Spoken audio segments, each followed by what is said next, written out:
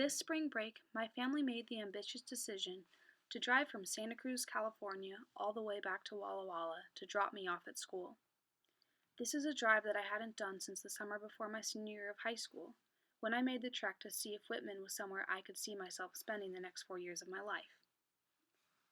As we drove and I looked out of my car window at the scenery unfolding in front of us, I was struck by how I perceived this drive now versus how I perceived it a year and a half ago. Was I truly perceiving my surroundings as changed, or was it my self-perception that had been altered? The more I thought about it, the more I realized that it had to be the latter.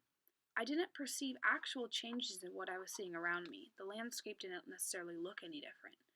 Instead, it was my relationship to what I was seeing that was different. I realized that my self-perception had shifted since that summer, and my new sense of self resulted in a redefinition of how I fit into these particular surroundings. They had been alien before, but now they were a symbol of home. At this point, I started thinking about the ways in which my self-perception had changed, and how others' perceptions of me might have changed with that. I knew for a fact that people's perception of my physicality had changed. In fact, when I saw my grandmother over break, the first thing she said to me was, "Wow, you're looking kind of pale, and your hair isn't as light as it normally is. You must live in Washington now." Her comment was really interesting to me because it was about something that was physical, yet it actually reflected a real inner change that I had been feeling, of feeling more in tune with living in Washington than I do back at home in California. This was something how I discussed in my second essay. I had talked about how identity is linked to a combination of self-perception and external perception. In some cases, like the one I was experiencing, external perception of physical appearances on a person can redefine to an outsider their understanding of that particular individual or what that individual represents. In my essay, I explored how, in Frankenstein, the wretch is externally defined by his appearance. He appears to be ugly and is therefore deemed a monster. In Twelfth Night, this is also seen in the case of Viola. She physically changes her appearance from female to male, and as a result, she is perceived completely differently. When she's making the decision to conceal her identity, she begs the captain, "Conceal me for what I am." This concealment of her identity is solely rooted in the change of her physicality.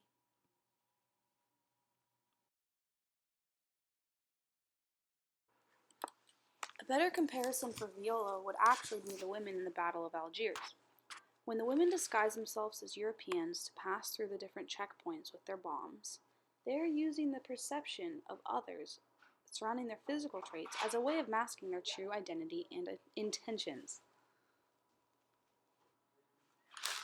We see this earlier in the film when the women are wearing their full veils. The veils are literally hiding their identities while simultaneously diverting suspicion away from them. They give them the appearance of being less threatening than the men, and are therefore able to get away with aiding violence in a way that the men are not. In this screenshot, the veiled woman had just passed by the pictured policeman, completely unnoticed, to deliver the gun to this man. The man is literally using her as a visibility shield as he aims the policeman, which ultimately results in his death. Because my self-perception and the change in it was actually reflected in the physical changes that people noticed in me, my grandmother's new identity that she saw me as having taken on was actually a truth in some sense, because the external perception that she had of me was aligned with my internal and self-perception.